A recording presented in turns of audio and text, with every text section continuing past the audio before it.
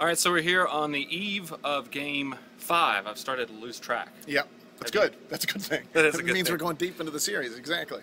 You just talked to players. Anything stand out?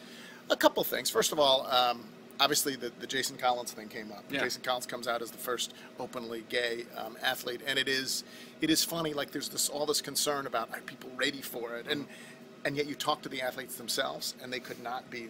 What's the big deal? Yeah. I mean, they could not be more supportive, and they could not be more ready for it, shrugging about it almost. So that was one thing that was interesting. The other thing, honestly, is that, you know, I mean, they're clearly, I don't know what you said, they're clearly dialed in, and they're also aware. I mean, Mike Conley said this. He said, if you look around at the injuries that have been sustained in the West, meaning Russell Westbrook primarily,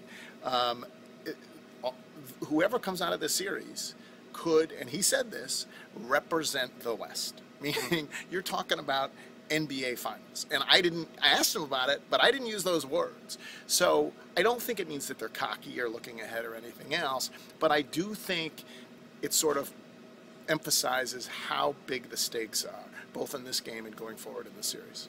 Speaking of this series, if you look at it on paper, you say, oh, the Grizzlies have momentum.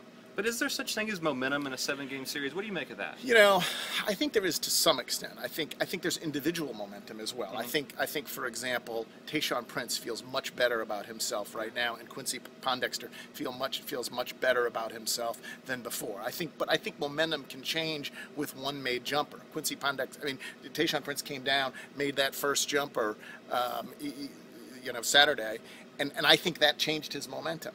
I think there is a peril in assuming that what we just saw is what we are always going to see. Honestly, after the first 2 games, there were a lot of us, me included, who said, well, maybe the Clippers are maybe this is a bad matchup for the Grizzlies. Yeah. Indeed, that was the prevailing notion. Yeah. So now all of a sudden it's, well, the Grizzlies are in, you know, let's wait and see what happens in the first 5 minutes to see of Game 5 before we conclude who has the momentum.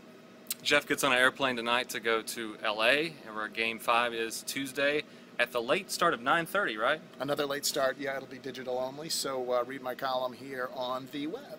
Commercialappeal.com.